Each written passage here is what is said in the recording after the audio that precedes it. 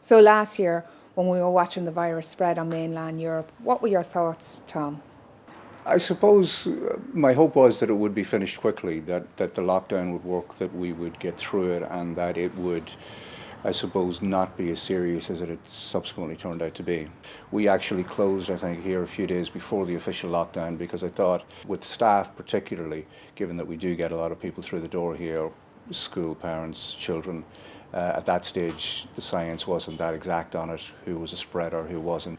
And when we finally were in lockdown in March, what did you think for your staff and your business? Well, we were lucky to begin with because March, April is reasonably quiet for us, so that was okay. I was concerned how, first of all, schools closed shortly afterwards, and we obviously sell to schools.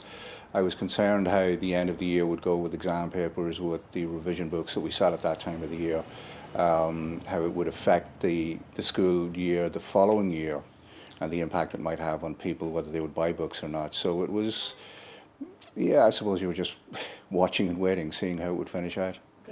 And how did you adapt your business? We did adapt last year. We operated, I took on another full-time member of staff to operate the door because we get a lot of people through the door during the summer when they're buying school books. So we had additional members of staff on the door. We got the screens fitted so that each 2-meter length of bookcase is segregated, if you like. We got the screens up at the counter, and we try to operate by getting people to send their list in, and we would fill it for them rather than them coming in with the list on spec to see what we had on the day.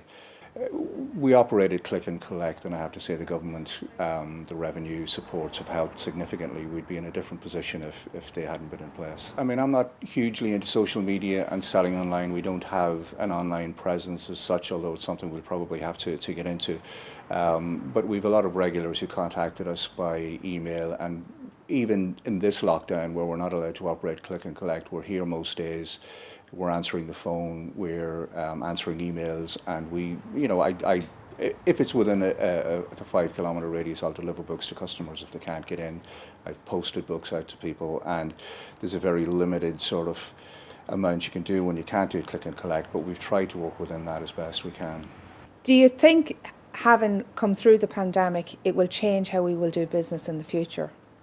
It will be a different landscape, but I think I'm encouraged enough by the people who have kept with us through the lockdown, and I think obviously lockdown has, it's reignited a love of reading in a lot of people. TV is great and online is great, but I think it does, maybe doom scrolling, I think as they call it, is not good for the mind, and I think books give you a break from that. I mean, at a time when you can't travel, books let you travel to places that otherwise, at least in your mind, that you couldn't go to otherwise. So my worry is that when things open up again, there will be a huge sort of outpouring of people wanting to get things done, wanting to get the builders in, wanting to get back to normal again, and I think we'll very quickly get back to a sort of a hectic pace of life again, which maybe wasn't healthy, but just that there are other things in life that are more important than that deadline or that, that bit of work you thought you had to get done by Friday because, the world has just changed. What are you looking forward to in the future?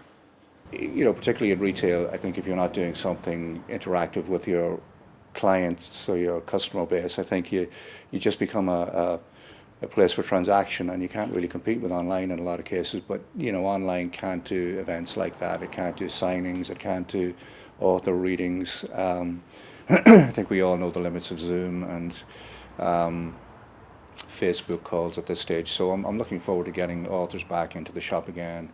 I'm seeing a lot of customers that having a proper chat with customers that you're meeting for 2 minutes as you hand over a book at a door, or you're chatting to on the phone as you post a book out to them. It'll be nice to see some of them again.